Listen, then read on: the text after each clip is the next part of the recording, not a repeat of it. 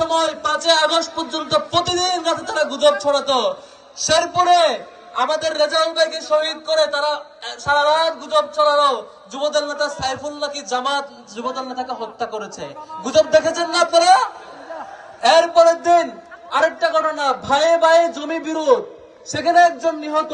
সেই ঘটনা তারেক রহমানের উপদেষ্টা জামাতের উপর চাপাই দেয়।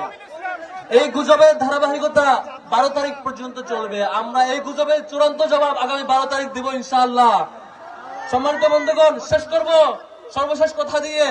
আমরা স্বপ্ন দেখেছিলাম এই জুলাইয়ের শহীদদের যে বিনিময়, সেই বিনিময় স্বরূপ আমরা জুলাই সনদটাকে পাবো।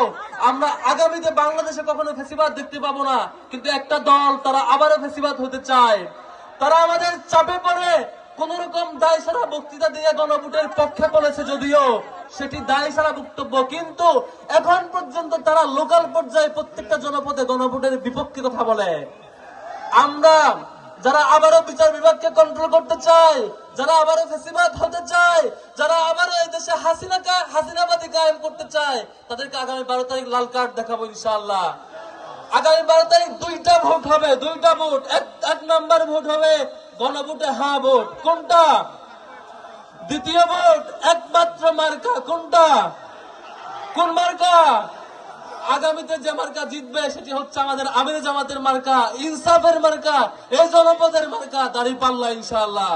সম্মানিত বন্ধুগণ, যেই চাঁদাবাজের খপ্পরে এই দেশ পড়েছে, যে চাঁদাবাজ লুটতরাজ এবং লুণ্ঠনের ভয়ে গত একটা বছর প্রত্যেকটা জনপদে আমাদেরকে পার করতে হয়েছে, তার চূড়ান্ত জবাব আমরা আগামী 12 তারিখ দেব ইনশাআল্লাহ। আমরা সর্বশেষ দেখেছি জকসুতে, ডাকসু পার হয়ে জকসুতে এসে আমরা সেই জবাব পেয়েছি না? সেই ভয়ে তারা নির্বাচন কমিশন ঘেরাও করেছে এবং শাহজালাল প্রযুক্তি বিশ্ববিদ্যালয়ের নির্বাচন স্থগিত করেছিল। আপনারা দেখেছেন? আমরা এর জবাব আগামী 12 তারিখ দেব ইনশাআল্লাহ। আবারও আহ্বান করছি, গণভোটে হ্যাঁ ভোট আর জাতীয় নির্বাচনে দাঁড়িপাল্লা, এই 2টি ভোট আপনাদের কাছে প্রত্যাশা করছি আগামী 12 তারিখ ইনশাআল্লাহ।